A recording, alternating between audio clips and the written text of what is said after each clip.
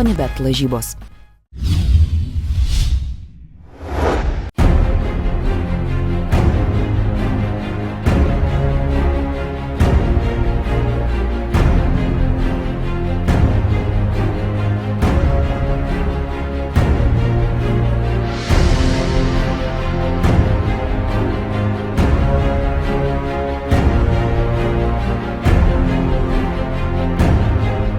Emocijos geros, nuotaikos iš tikrųjų geros, renginys praėjo tikrai labai sklandžiai, turėjom daug dalyvių, bet neturėjom didesnių jokių traumų, medikai darbo neturėjo, teisėjai dirbo sunkiai, na ir kaip pasiekėm, sakykime, įsikeltus tikslus, mes su teisėjais įsikėlę esame tikslą, kiekvieną čempionatą išrinkti tam tikroje amžiaus grupėje patį geriausią pavyzdį, į kurį visi galėtų lygiuotis.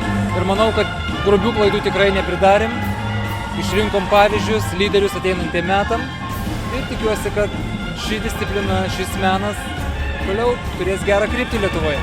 Dabar tas lygis lietuvių šioje sporto šakoje. Lyginant tarp Europoje, pasaulyje mes turime Europos čempionų, prizininkų, pasaulio vicečempionų, bronzos medalių laimėtų, tai vat lygis yra toks. Geriau galima, bet Kokie tie artimiausi tikslai, siekiai, kokios varžybos? artimiausios varžybos mūsų laukia gruodžio mėnesį, tai turim 6 mėnesius dar pasirengimui, tai bus Europos čempionatas, kur išvešim gausias pajėgas iš tikrųjų. Ir šis čempionatas tai yra iš dalies vienas iš atrankinių etapų papuolant į rinktinę.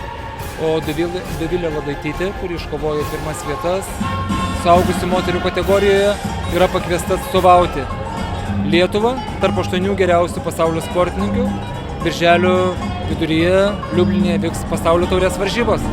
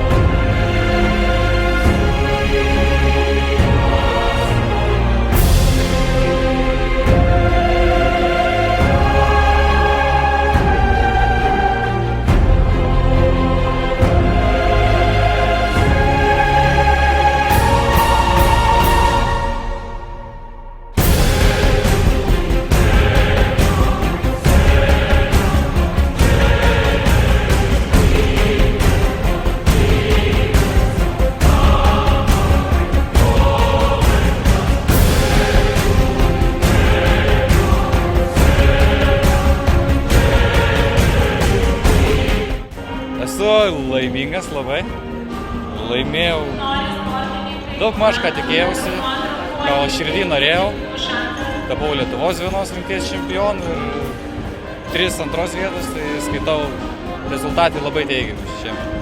Tos paskutės kovos buvo gana sunkios, ar ne? Žinokit, tikrai sunku 3 kovas iš eilės atstovėti, tai pakankamai pirma, antra dar nieko, trečia jau, žinokit, jėgos senka, jau tada iš paskutinių jėgų kaunės ir viskas. Bet pavyko neblogai, Pavyko, taip, tikrai.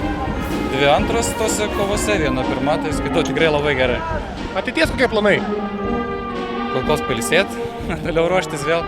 Nauji metai, nauja pradžia ir viskas vėl iš naujo.